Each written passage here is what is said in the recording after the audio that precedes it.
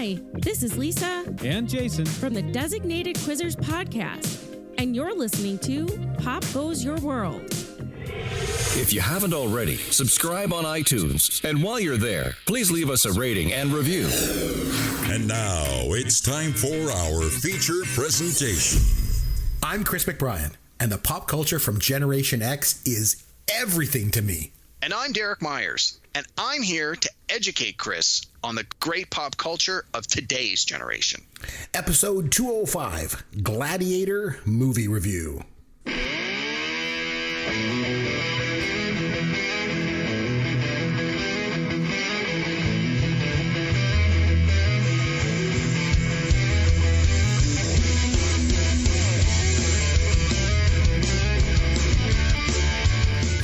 Chris McBrien here, along with Derek Myers. This is Pop Goes Your World, the pop culture podcast for the generations.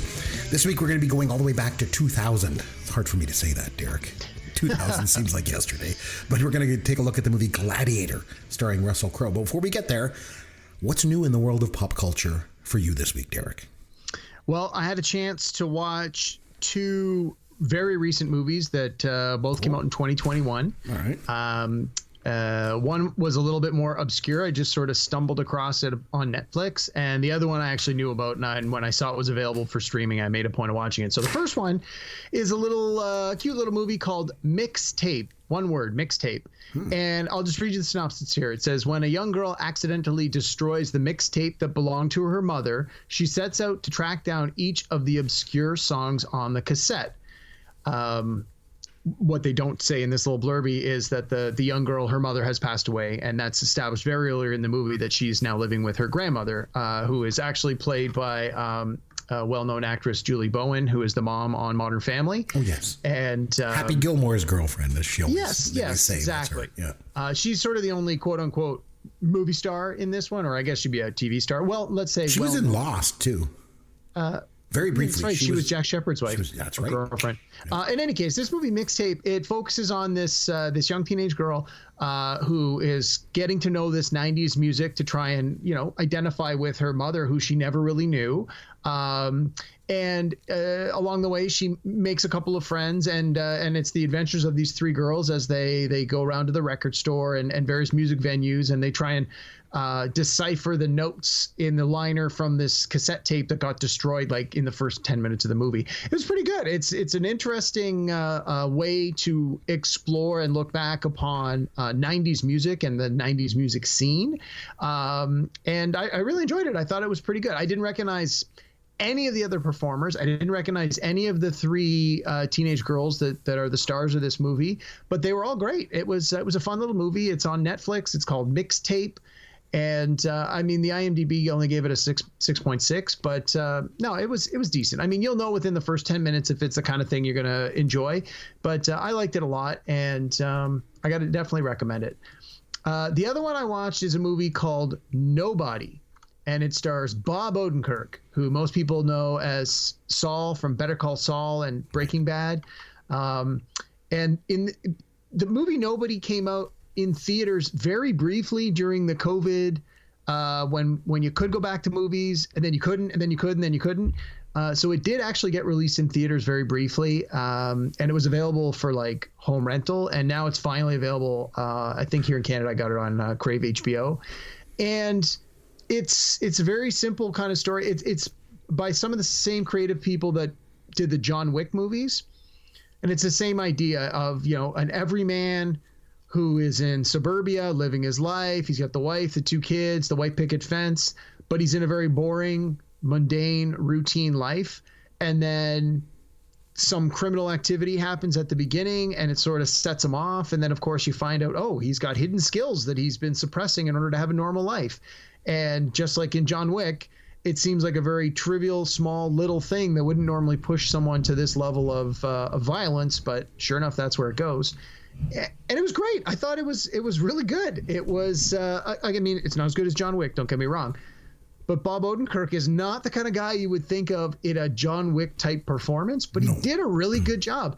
And there's a pretty strong supporting cast. There's a few other character actors in here that when they show up on screen, you're like, oh, that's great casting kind of deal. And no, it was really good. And I think one of the things that I really enjoyed was that it ran. It's 90 minutes. It runs 1.5 hours, which for a lot of action movies is the perfect length. Any more than that, you start getting into unnecessary storytelling, and any less than that, you really kind of feel like you've been cheated. So, no, it was really good. It's called Nobody. And if you like John Wick, I'd say check it out. It's not as good as John Wick, but I think you'll be pleasantly surprised. So those are my 2 movies. And then the third thing was just a follow-up on one of the things I mentioned last week. I'm watching a TV series on Apple TV called For All Mankind. And it's the what if the Russians beat the Americans to the moon. And so I finished watching the second season this week. There's 2 seasons available right now. I finished watching the second season, and it was fabulous. And I've read that the 3rd season will be coming out later in 2022, so I'm really looking forward to that. So if you've got Apple TV and you are at all interested in space and NASA, I would say check that one out too, For All Mankind. It was great. So 3 winners this week. Yeah, I got one quick thing. It is Dolly Parton's birthday. So that's excellent. Happy birthday, Dolly. How old is she, Chris? I don't know. I don't know. I just know it's her birthday. Maybe she's 95 because it's 9 to 5. I don't know. But you know me, Derek. I'm the champion of Gen X pop culture, at least around here. And one thing I always say is that, new stuff is just old stuff recycled. It's like that South Park episode we've mentioned before that, that Simpsons did it. Simpsons did it. Yeah. Simpsons did it. Yeah. So my rant this week in that regard is Wordle. Have you been playing Wordle at all? Yeah. Have you done it? I liked it better the first time when it was a game show called Lingo. Exactly. Because I'm like, I love word games. Like crosswords and apps like Wordscapes and stuff. Like, I always like that stuff. So Wordle, if you're not aware of what it is, anyone that's listening, it's available only on their website. Like, there's no app to actually go play it. And every day there's a new puzzle to solve. And if you haven't played it, if you're not sure, you basically have to figure out what this 5-letter mystery word is. And so you start with 5 blanks. So let's say you enter PARTY, party. And it'll tell you if the letters are in the correct location, like it's green. If a letter's in the word at all, it's just like in a different space, it'll be yellow. And if it's not in the word at all, it's like gray. And so you use these as clues. And then your kind of like your path to solving it is what you see people posting everywhere on social media. The little green and yellow squares and black squares. It's a fun game. It's fun to play. It's fun to share. But like you mentioned, there was this Canadian game show back in the 80s called Lingo. It was a Ralph Edwards production. And they shot it out in Vancouver, in BC. And Ralph Edwards actually originally hosted it, and then Michael Reagan took over. That's Ronald Reagan's son. I thought Chuck Woolery hosted it for a while. Did he not? No, they rebooted it in 2002 in the States, and that's when Chuck Woolery was the host. Oh, okay. See, I knew there was a Chuck Woolery connection. Yeah, but it was originally a Canadian game show. Well, like I say, with Michael Reagan. But it's played exactly like Wordle. Everything. Like it goes beep, beep, beep, beep. It shows you like if it's in the right spot, not the right. And so in case anyone thinks like Wordle is like this super cool new idea, we did it in Canada first. And, and it was an 80s game show. So that was a good thing. But anyway, here we go. Here's your dad joke of the week. Derek, since we're talking about Gladiator this week and we're reviewing that movie, I thought I'd do a Gladiator dad joke. Okay. Right? Oh, boy. This is going to be rough. I already know it. I already feel like I'm being thrown to the lions. Yeah, no kidding. All right, here we go. What would Kim Kardashian be called if she was a gladiator? I have no idea. Gluteus Maximus. Oh, not going to win a Best Oscar for that, Chris. Oh, man, get it? It's because she's got a big... Happy pandemic-versary. Don't be ridiculous. Okay, well then, have I got a show for you? Oh yeah, because I watched that show so much. I can't wait for you. Oh, that's right up your alley. 30 bags of potato chips and 12 bottles of liquor. So this looks like something that would be up my alley. I'm doing crappy. How you doing? You're like, I'm doing crappy too. I want it to end. I want them all to go to jail. Boo. We need to lock you up for telling that joke. I think that would be best. All right, Derek, it was over to you this week. You had to pick a movie for us to watch a review, and you went with Gladiator from 2000. So I did. First of all, I'd just like to start by explaining a little bit about how I went about trying to find this movie to watch. So, okay, yeah. I have the DVD, so I was fine. But how did you go about finding this movie? So I decided that I would do a search to see if I could find the movie. Apparently, Derek, I found out that there's an adult version of this movie. Oh, my. Yeah, it's called... Oh, boy. How many times did you watch that before you finally went and looked for the Russell Crowe version? My wife is questioning your judgment when it comes to movies you're making me watch. And yeah, she's like, why do you have to watch this 4 times? You normally only watch it once, man. You're getting me in trouble, Derek. I'll tell you what, you'll never think of the title the same way again after that. But oh boy. So before I get into my take on it, I usually ask you first. So you could pick any movie at all, and you decide to go with this one. So why did you pick this one? And why do you think it was important for me to watch? And then we'll take it from there. Sure. So I think, as I mentioned, both before we started the recording last week and even on the air, I was in the mood for something that was like an epic, like a capital E epic. And those are usually big movies that run, 2.5 hours or more. They're big spectacles. They quite often are nominated for Best Picture Oscars. In many cases, they win the Best Picture Oscar. And they're, you got a story that takes 2.5 to 3 hours to tell. Like, it's a big deal. And so, for whatever reason, that was the sort of mood I was in last week when I was trying to narrow down what movie to get you to watch. And as we've talked about before, I know if the movie came out in the 70s and the 80s, you've got it covered. There's a good chance you'll bring it up eventually. So I try to sort of stay on my side of the turf here, and I try and pick stuff from, the 2000s-ish, sometimes the 90s, but more in the 2000s. So I'm looking for an epic that's sort of year 2000 or newer. We did Lord of the Rings not too long ago, so that definitely fit into that category. But there weren't as many that I felt strong enough to recommend to review on the podcast. So again, it became a very short list. And Gladiator is one of these movies that when it first came out, I saw it and I loved it. Then a couple years later, I'm rewatching it on DVD and I went, I don't think this is as good as I thought it was. And I watched it again. I'm like, man, this is just okay. And then, a little time passed and I maybe saw it on TV again. And I was like, wow, this movie's great. And so I've sort of had this love-hate relationship with Gladiator. And I hadn't seen it in a long time, like probably 10 years. And I just thought, you know what? It's time to revisit Gladiator. Am I going to love it? Am I going to hate it? How much do I even remember? And I found that there was quite a bit that I did not remember. But I do remember that it was nominated for and won Best Picture. Russell Crowe was nominated for and won the Best Lead Actor. I believe Joaquin Phoenix was nominated for Best Supporting Actor but didn't win. So, I mean, Ridley Scott, the director, was nominated for Best Director, didn't win.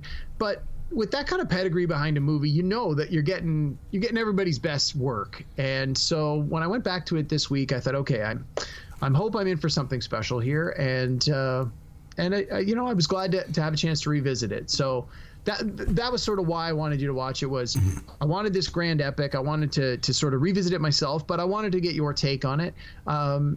Again, we don't review a lot of, they don't make a lot of epic movies because they're expensive, and they're usually more, especially now that everything's comic book movies and franchises, you don't get these kind of original stories or these grand epics. But way back when, 50s, 60s, 70s, 80s, these things happened pretty regularly. So you could almost say this is like the end of an era. Like, this was almost one of the last great epics. Like, I can't think of too many that came out after this. So I wanted to get your take on it, knowing that you had that background, that you've seen Lawrence of Arabia, that you've seen The Godfather, that, these other big, sprawling, epic films, and we'll take it from there. So what'd you think? Well, I mentioned last week that I thought that I had seen this movie in the theater when it came out.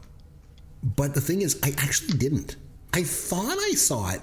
I remember dating this girl at the time, and all she did was talk about Russell Crowe and how hot he was in Gladiator. And not like I was jealous or anything, but the thing is, like, can you imagine if I just went around with my new girlfriend back then? All I did was talk about was like, man, that Beyonce sure is hot. You know what I mean? Like it was a little unsettling. So maybe for that reason, I was like, I'm not going to see this movie. Screw this.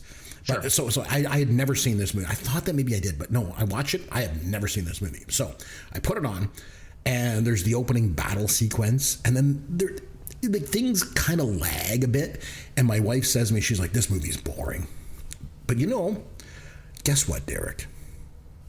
This movie was fantastic. I liked one. All right.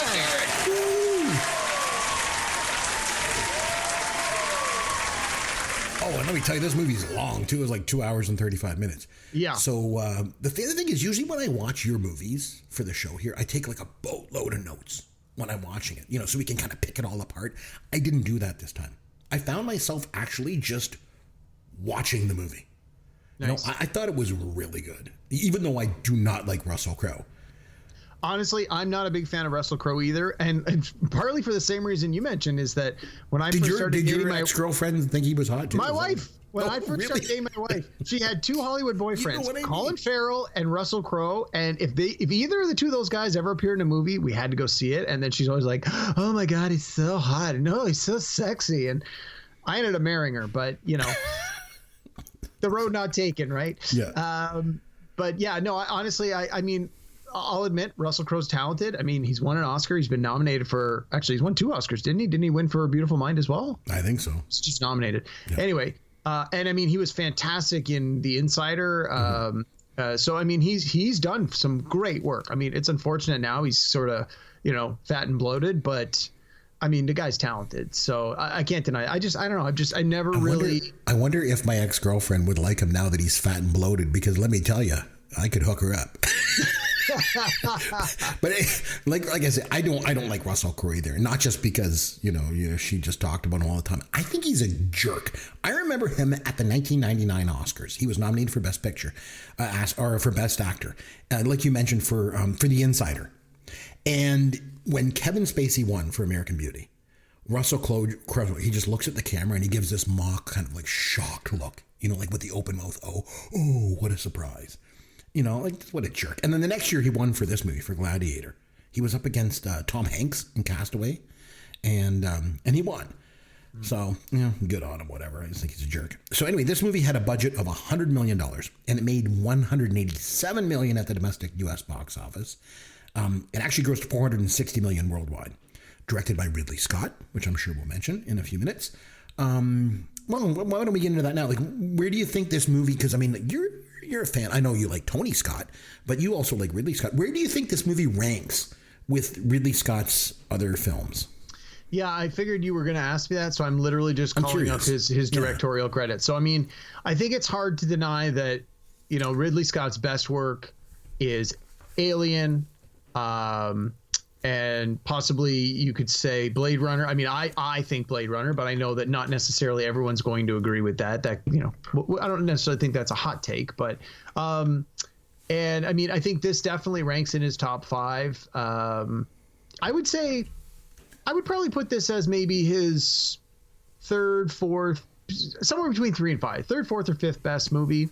I think on a good day I would give it number 3 behind Blade Runner and Alien. You might actually hate me for this, but I'm not a huge Ridley Scott fan. Like, I mean, yeah. I agree. I think Alien is his best film. I think The Martian was boring. Even Blade Runner, it's kind of boring overall. Like, it's stylistic. It's definitely unique, but it's kind of boring too. And we've talked about that. We reviewed this on the podcast, years ago.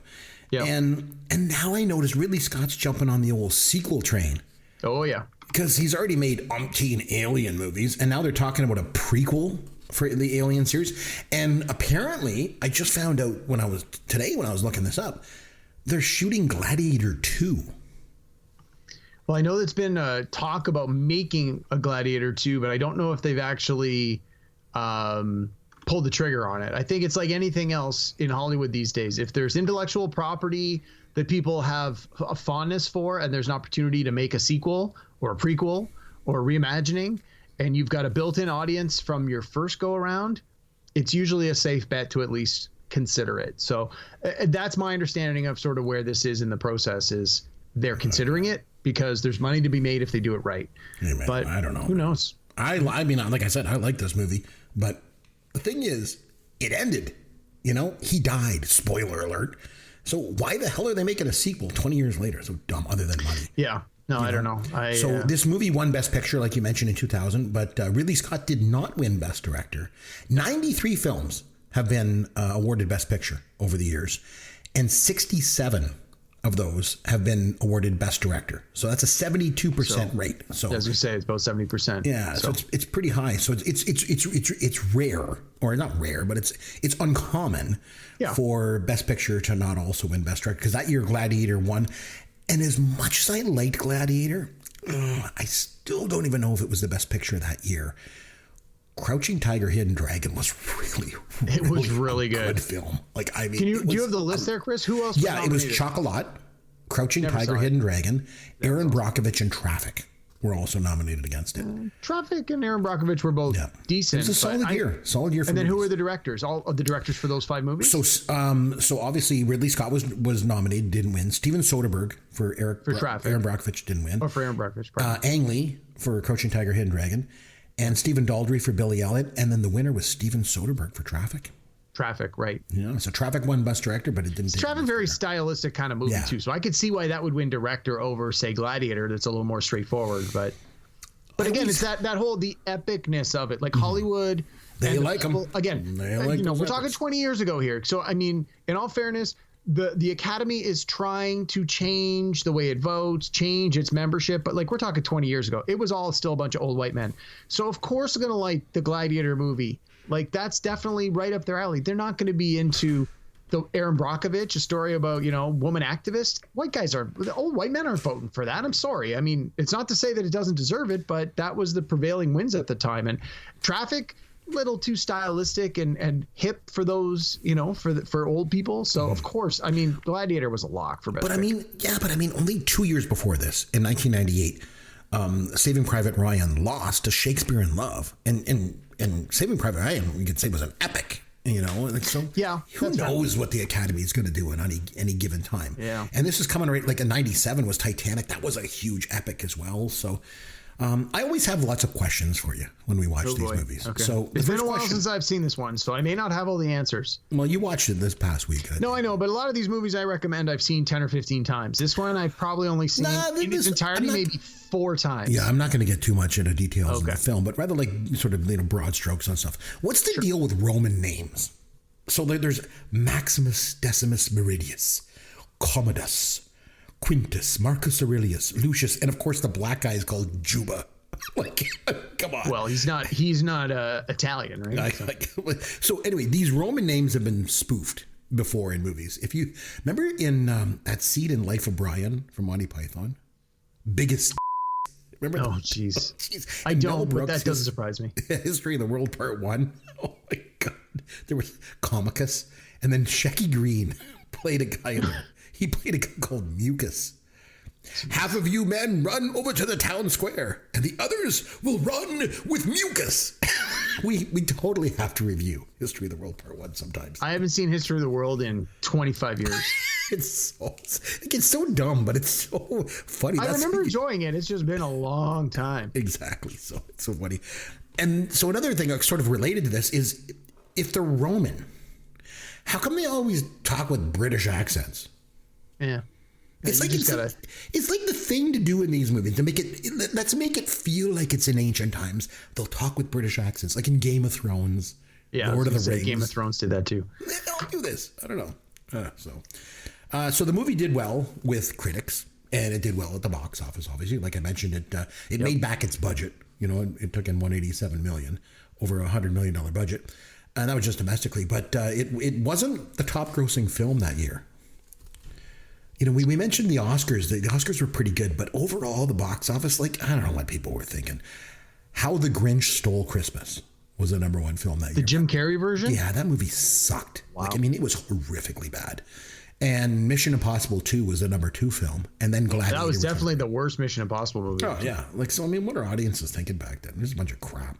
And then Gladiator was 3rd. Perfect Storm was 4th. And Meet the Parents was 5. Perfect Storm was okay. George Clooney and Mark Wahlberg. Yeah, I guess. You like seeing lots of waves. And then X-Men was there in Scary Movie. What Lies Beneath was... I went to see What Lies Beneath in the movie theater. The movie sucked. Never saw it. Oh, it was terrible. And Big Mama's House was number 13. So that was funny. So, Nutty Professor 2, The Clumps. I don't know. I think that year was pretty lame. So yeah, that was funny. That was not the A class, that's for sure.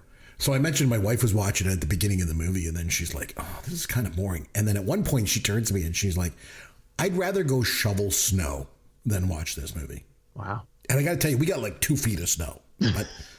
But she did come around, because once things kind of picked up, she's like, oh, this movie's actually pretty good. This is getting a lot better, So I always like to talk about the cast. Yep. So I'd like to do that. We'll start with Russell Crowe, obviously. I thought he was well cast, as much as I hate him. He did a good job. Like I said, I just don't like the guy. He was like a thing for a while there. Yes. My wife confirmed this because that he was in fact kind of a bit of a heartthrob. Because I think my wife can confirm that too. Yeah. Critics also loved him for a bit there. Like you said, beautiful mind and this and, but then he just, I don't know, he just kind of died off. He doesn't really do much. I think he had too many issues off camera. You heard about him like getting in fights. Yeah. And Just drunk he's a and jerk. disorderly. Yeah. Well, I mean, I don't know if he was or he wasn't, but honestly, it sounded to me just like a guy who was trying to have a good time, and his idea of a good time was different than other people's idea of a good time. I'm not defending his actions because I don't know all the details, but I find sometimes as things are reported, they can often get blown out of hand. But again, I don't know the specifics, so I certainly can't stand my ground on that one. Joaquin Phoenix. He's another one that critics love this guy, right? He's been nominated for 4 Oscars, right? 3 for Best Actor, 1 for Best Supporting Actor. So in 2019, he won Best Actor as the Joker. Yeah. Right? And in 2012, he was nominated for Best Actor in a movie called The Master. Oh, the P.T. Anderson one, yeah. I guess. I mean, Daniel Day-Lewis won that year for Lincoln. And in 2005, he was nominated for Walk the Line. He was for the Johnny Cash movie. Yeah, he was really good in that. He wasn't winning that year because Philip Seymour Hoffman won for Capote. Oh, he was good in that too. Wow, And, that was a strong category. Oh, yeah. And also, who else? Terrence Howard was up that year for Hustle and Flow. I don't know if you've ever seen that movie. I haven't. It's on my list of things I mean to get around to. Howard is absolutely brilliant in that movie. Oh, I enjoy his work a lot. Yeah. Brilliant. God, he was good in that movie. Like shake it. Oh, he was so good. And Heath Ledger was up for Brokeback Mountain. And then David Strathairn was up for Good Night and Good Luck.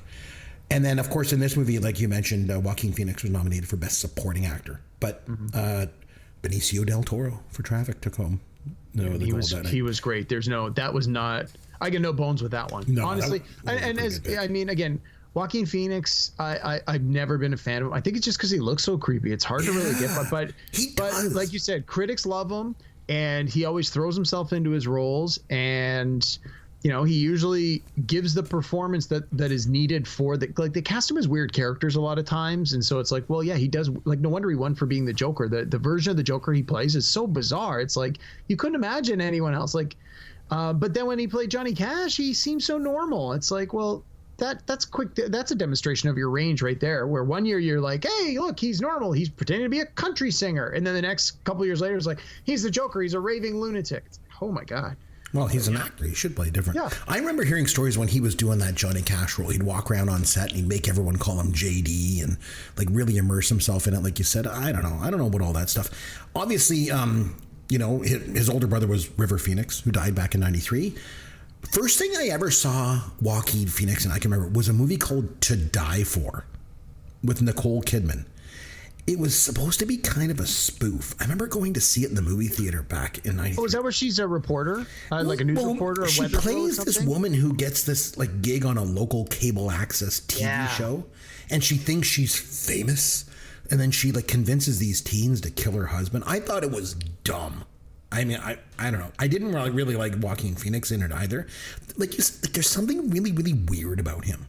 He to me, when I look at him, he kind of looks like a heroin addict that hasn't slept in like 2 weeks.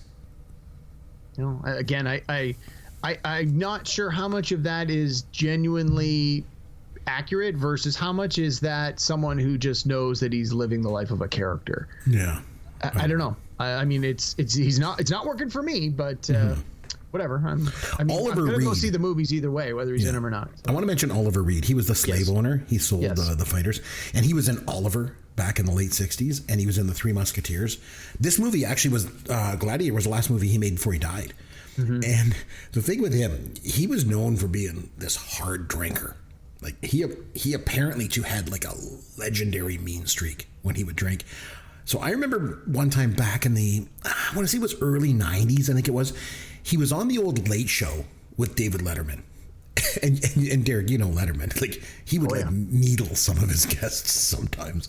And he had Oliver Reed on the show. And I would say Oliver Reed was pretty clearly intoxicated when he was on the show. And Dave made a comment to him. I don't remember what it was, but he made some comment to him. And I remember Oliver Reed just glared at him. And if I was Dave in that moment, I think I would have been scared for my life. Like, he was that scary. I remember watching it and thinking, oh my God, this guy's like frightening. But yeah, he was this was, like I say, it was his last movie. So he was a real piece of work. And well, I was reading in the trivia after, because again, it's been so long since I saw this movie. I had to read up a lot of the backstory, and I knew he had died during the production of the movie, and it was near the end of the production of the movie. So there was discussion about, do they go back and reshoot the scenes with another actor, or do they continue onward? And ultimately, they decided to preserve his legacy and keep him in the movie, because I think like he only had like 2 days of shooting left or something. But apparently, there was supposed to be a scene where his character Proximo was supposed to fight Maximus in the gladiatorial arena after the fight with the Tigers, but before the final fight with Joaquin Phoenix's character, and they had to rewrite the script a little bit to change that, since the actor was no longer available. I didn't know that until just this week when I was reading up on it. So again, I think the movie might have been a little different. Obviously, it would have been different if that scene was in there, but I'm wondering how that might have changed the outcome of it, or changed the ending of it a little bit. But I mean, I still like the movie the way it is, but I think I might have liked it a little more if we'd been able to see that scene. Yeah, it's interesting because he was like the gladiator back in the day. He was like the big guy. I wanted to mention Djimon Hounsou as well. He was Juba. I love him. I think he's great. I didn't really know much about him. I know he was in Amistad, which I had never seen, and he was in Guardians of the Galaxy, wasn't he? Yeah. That movie you made me watch. He is a pretty damn good actor. He's been nominated for a couple of Oscars too. Twice, I believe. Yeah, he was nominated for Best Supporting Actor in 2003 for In America. In America, yeah. And then for Blood Diamonds in 2006. Like, yeah, he's even in this, he's got a small role, but it's memorable. It's impactful. Yeah. I thought he was really, really good. And the other one I wanted to mention was Richard Harris. I don't think people, probably from the millennial generation, I don't think they realize how amazing Richard Harris was. Well, he was Dumbledore in the first Harry Potter movie, so that's how right. Younger people probably know him. Yeah, until he died, and then Ian McKellen took over that role, right? Yep. Yeah, that's right. I thought his best performance was in A Man Called Horse. Never heard of it. Man, was he good in that. And I thought he was really good in this movie as the father, as Caesar, or whatever. So another question for you. I always got lots of them. Why do they call Russell Crowe the Spaniard? He's from Italy, right? And he speaks with a British accent.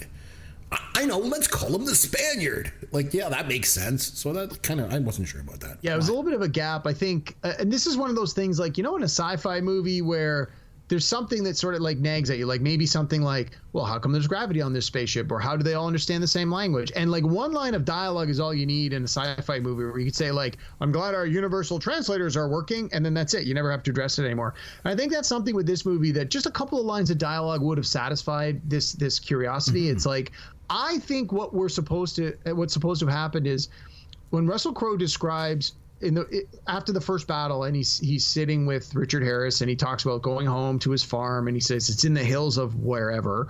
Again, my Italian geography is not great, but I got the sense that this was probably supposed to be like a fair ways away from Rome, because he talks about how like he has, even though he's been home and he's got 2.5 years or something. Yeah, he's been away from home for so long, but he's also hasn't been to Rome in a long, long time. So I'm getting the sense that wherever he lives, it's a fair distance from Rome. So I'm thinking like northern Italy. And so when he finally does go home and he finds that his wife and his son have been killed, and he's obviously sustained some injury and all the rest of that, and he passes out, and then he's picked up by what you later learn are these like slave traders. I'm getting the sense that he was sort of taken by this caravan, and it's a caravan that just basically goes around looking for able-bodied people that they can essentially kidnap and put into servitude.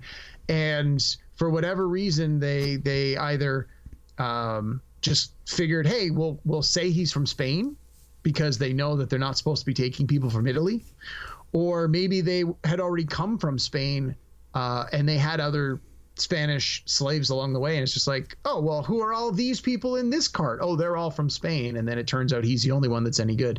Again, they don't really explain it, so you sort of have to just take it at face value, but 1 or 2 lines of dialogue would have gone a long way to satisfying that, because that's one of my little pet peeves about this movie too. One other guy from the cast I want to mention was the guy that played Cicero, Tommy Flanagan. He was like Russell Crowe's kind of servant, Yeah, you know, he had Squire or his agent. Yeah, and he had like the scarred face and stuff. As soon as he came on the screen, I said to my wife, "Do you recognize who that is?" And she's like, "No." And we watched, as I mentioned a little while ago, we watched Sons of Anarchy. Sons of Anarchy, yeah. He was on there. He was Chibs. And as soon as I go, "That's Chibs from Sons of Anarchy," she's like, "Oh my God, it is." And so him, a funny story with him was he was friends with, back in the day, back in Scotland, he was friends with, the guy that, remember when you made me watch, what was the movie with the male strippers? Remember you made me watch that Magic movie? Mike? I never made you watch. No, the one where... Oh, The Full Monty. The Full Monty. The guy, Robert Carlyle, I think was his name. So they were friends. And Tommy Flanagan was a DJ. And then Robert Carlyle was like, "Hey, man, you got to go into acting, you know?" And then he was like, "I don't know. I think I'm still going to be DJing." So he was DJing. And one night after he was done DJing, he leaves the bar wherever he was DJing. And then these guys jumped him. And they attacked him with a knife, and that's where he's got those scars from. They cut his face really bad, obviously. And then he decided, okay, I think I'm going to go into acting. Maybe this DJ thing isn't for me. So, but I noticed him right away. I thought he was interesting. I also have a question for you. What is the deal with some of the fighters when they were in the Coliseum and stuff wearing bull heads? Because we saw this also in a movie that I love, Time Bandits.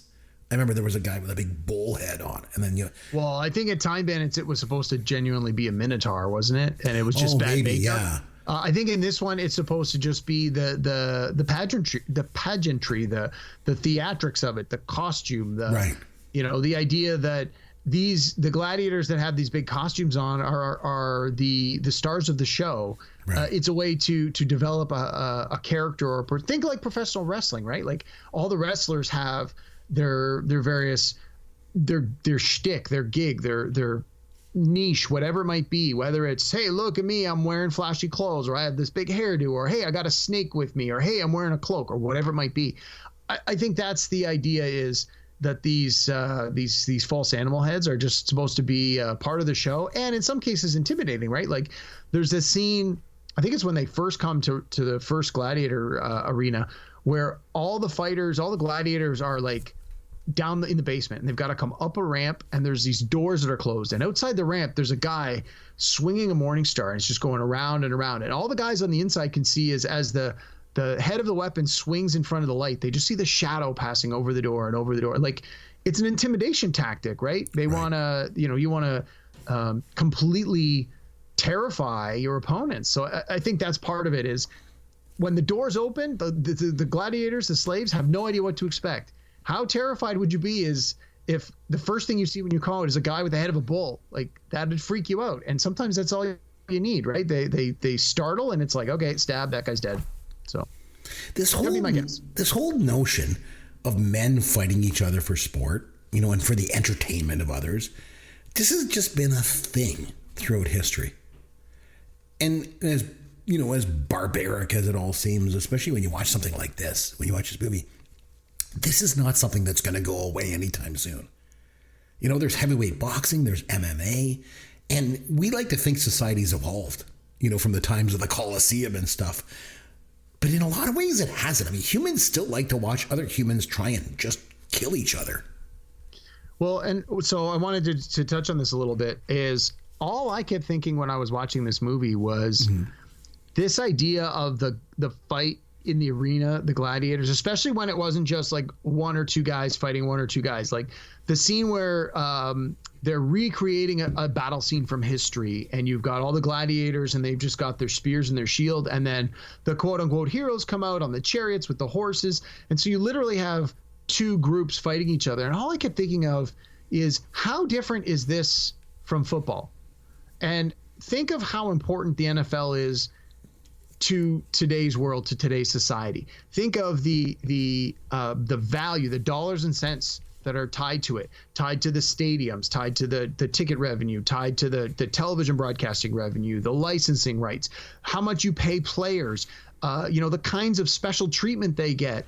It's all replicated here in this Gladiator movie, and assuming it's even marginally historically accurate, and I got to think some of those details are, like, it really emphasizes your point that things haven't really changed. Really, the only thing that's changed now is they don't kill them, because there's more value in letting them not kill each other, like not fight to the death, but to come back and fight each other again next week in the form of a game. And you look at the way that the Coliseum is presented in this movie. Today's modern football fields, be it soccer football or American football, they're modeled the exact same idea. It's it's a tried and true formula. And they talk about how it's like mob rule and how, someone who performs well in the arena can be more powerful than the lead politician, and how often that happens all the time. You look at some of today's most successful and famous and skilled athletes who are champions year after year. They're more recognized, well-known, popular, well-paid, more well-liked than our leaders, and in some cases with good reason, but in some cases not. It's like, this guy can throw a football really well, so we must admire him. Really? Like, that's a skill worth admiration, as opposed to somebody who maybe, studied and went to school and is trying to better the world through political change. Like, it's a really weird and interesting dynamic, and I think this movie really hits it on the head with that. Yeah, you mentioned the Coliseum is like a football stadium, but when I think of things like boxing and MMA, like those guys are like a boxing ring or the MMA kind of ring that they're enclosed, kind of like this was too. You're not getting out. When you're in the Coliseum and you're out on the ground there, you're not getting out. You're in there, and the whole point of it is that you're stuck in there and you guys are fighting each other. And the MMA is it's along those lines. Like, it's the same sort of concept, right? Like, it's just crazy. I really like this movie a lot. Like I said, I thought it was quite good. In a lot of ways, though, like, I always make comparisons to Gen X stuff and before. For me, it's kind of like Ben-Hur with CGI. I've honestly never seen Ben-Hur. No. I've seen scenes from Ben-Hur. I know of Ben-Hur, but I've never seen it. But again, I like it's the fact with the tiger stuff. At least they didn't try to like CGI it all. Like they what they did was they obviously shot tigers and then like superimposed the guys like close to them and stuff like that. So I thought that was it was good. I was reading. It's a lot of like camera tricks where it was like the forced perspective where you could tell. If the guy looked closer than he was, but really if you looked at it from a different angle, he was 10 feet away. And yeah, to your point, although there was a lot of CGI used, especially with the scenes for the Coliseum and the crowds and things like that, a lot of the fight, if not most of the fighting, was done with practical effects and trickery of the camera, which is a sign of a good director who knows how to tell a good story and use the tools that are in front of him. Absolutely. So what would you rank it out of 10? Oh, I think I got to give it an 8.5. I think it's a fair number. Well, I think that's pretty amazing because I'm going to give it an 8.5 as well. Oh, there you go. I thought it was one of the better films that you've had me watch. Nice. I happen to have the IMDb page open, and they gave it an exactly 8.5 as well. Oh, so I think perfect. We're kind of all on the same page there. So yeah, no, I thought it was quite good. All right. So on that note, let's have some fun with Caveman. Oh boy, Derek, I'm going to have some fun with you this week. And let me tell you, our producer Sloth is going to hate me because he's going to have a lot of work to do. So, God, I'm going to get myself in. There's going to be a lot of censor beeps here. So, as I mentioned at the top of the show, there was an adult version of Gladiator called right? Okay. So here's what I'm going to do, Derek. Oh, no. I think I know where this is going. I'm already regretting. This is going to be nothing but bleeps if this goes where I think it's going. I'm going to give you the title of a well-known Hollywood movie. You see if you can guess the title of the adult film version of it. Okay? So I gotta tell you, I'm already not comfortable where this is going, but okay. Just work with me on this. Okay. So we're gonna start.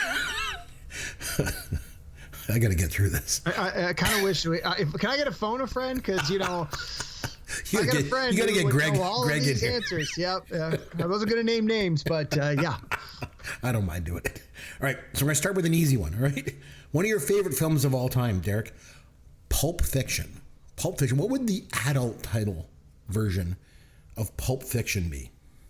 I've heard jokes of this before. I don't know if it's a real thing, but I would guess it's Pump Friction. No, I'm sorry. It was Pulp Friction.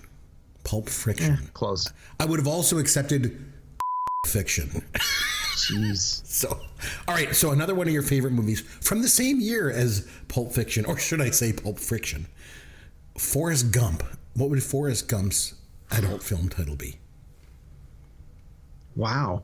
I don't know. Foursome Gump? No, I'm sorry. It's Forrest Hump. That Hump. seems a Very lot nice. easier. Yeah. I overlooked the obvious answer there. All right. Let's go back to Tarantino for a minute here. Kill Bill Volume 1. What would the adult film version of Kill Bill Volume 1 be? Probably like a much dirtier way of saying screw Bill. So what would it be? I'm going to stick with my original answer and say screw Bill. Actually, it was Drill Bill Volume 1. Oh, okay. I would have also accepted Phil Bill. Jeez. Right. Got the one with the... Yeah, never mind. No, I'm not saying it. All right. Good Will Hunting. Good Will Hunting. What would the adult film version of Good Will Hunting be? Wow. Don't overthink. I know. I don't. I'm trying to. I can't even think of it. I have no idea. Good Will Humping. Humping. Good Will Humping. Yes. Okay. All right. You've Got Mail. What would the adult version of You've Got Mail be? Well, I got to think it's you've got and then something in the place of the word mail. Or would it be you've got mail but spelled differently? That's You've There Got we Mail, go. M-A-L-E. There we go. Very good. Okay. Harry Potter and the Sorcerer's Stone. Now, I think they mentioned a possible name for this in the 40-year-old version. I'm not sure if that was it, but Harry Potter and the Sorcerer's Stone. What do you think? Geez. Probably just something stupid like Harry Potter and the Sorcerer's Bone. Oh, that's a good one, though. That one might be. Actually, no, it was Potter and the Sorcerer's. Jeez. It was a real one, apparently. All right, one of our favorite movies of all time, Raiders of the Lost Ark. Jeez. Raiders of the Lost Ark. Mm-hmm. I don't know. Raiders of the Lost. Oh, jeez. So, okay. How about Chris, Edwards? I hope that you didn't search for these titles when you were at work, because you may have some explaining to about your internet history. No kidding. I Word of my swear, I life. was doing homework for the podcast. Yeah, honestly. Sure you were. All right, the 1989 Johnny Depp film Edward Scissorhands had an adult film version. What was the title of the version of Edward Scissorhands? I think I've heard this before. Wasn't it Edward? Very good, Derek. Very good. You've seen that one. Okay, I don't know if Scorsese directed the adult version, but Gangs of New York. Well, I think the obvious one is Gang Bangs of New York. All right. And I do believe Scorsese might have had his hand in that one. I think he might have in more ways than one. Okay. School of Rock. Well, I gotta assume it's the simple School of. I can't believe you're doing tremendously well at this category. All right. Tomb Raider. What would the adult version of Tomb Raider be? Tomb Raider. Yeah, Tomb Raider. I don't know. Raider? I don't know. Oh, I'm sorry. It's Womb Raider. Oh my God. Of course it is. Okay, we mentioned how this was Gladiator was an epic film. Here's another one for you. Titanic. Titanic. What would be the adult film version of Titanic? Wow. I don't know. Oh, I'm sorry. It was Bitanic. Sure. Figure that one out on your own. All right. You're a fan of the genre. Here's a musical for you, okay? Oh, I thought you were going to say pornography. I'm like, what? No. Okay. You like musicals, right? So Oklahoma. What would the adult film version of Oklahoma be? I don't even want to hazard a guess because of the insensitive nature of it. You would be right because it's Oklahoma. Yeah, I figured that's where that was probably going. All right, E.T. the Extraterrestrial had an adult film version. What was it? Well, I remember, was it one of the Cheech and Chong movies? They did a spoof of this where they made an adult movie and they called it E.T. the Extra. Very good. That's exactly what it was. And the last one, so you're getting away now. It's over. Okay. Going back to another epic classic film, Lawrence of Arabia. What's the adult film version of Lawrence of Arabia called? Again, I think this was spoofed in something else, and they did Lawrence of. Indeed, it was. So there. I think it was one of the. I think it was like Family Guy did or American Dad. One of them did something on that. Yeah, something like that. Okay, so you did pretty good on those. Not bad. I'm really impressed, and we have to watch your internet search history as well, apparently. So next episode, it's time for another pop culture fantasy draft. So this time, it's over to you, Derek. You get to choose the year that we're going to be drafting. Now, keep in mind, we have to draft a pop culture team of 3 movies, 3 TV shows, and 3 songs from the year in question. What will that year be? Well, we've done, correct me if I'm wrong, we've done 1981. Yes, we did 1981. 1984 and 1985. That's correct. Yes. Okay, so we need to go to the other end of the spectrum. So let's just go right to the end. We're going to do 1989. Oh, that one should be. That's the last year I watched pop culture. That's when I finished watching it. That should be interesting. 1989 doesn't jump out as like a year when there was like a ton of stuff from pop culture. So it should be good. And not only that, but I've been thinking about it earlier today, and I thought a lot of the things that I might initially want to pick as a 1989 something was more of a 1990s cultural influence. Like TV shows that started in 89 were big in the 90s. So people think of them as a 90s property. So it might get tricky with the drafting of doing it in a way that's going to work. But we got a week to figure it out. We'll come back. We'll see how we draft teams. Yeah, it's been a while since we did a draft because we had some time off, over the holidays, and then we come back and try and guess adult film titles. So we're doing all this stuff in between. So that's what we'll do. So next time out, we're going to come back. We're going to have a pop culture fantasy draft. We will flip a coin. We'll go back and forth. We'll do our draft like we always do. And until then, this is Chris McBrien on behalf of myself, our producer Sloth, and Derek Myers, saying thank you for listening to Pop Goes Your World, the pop culture podcast for the generations.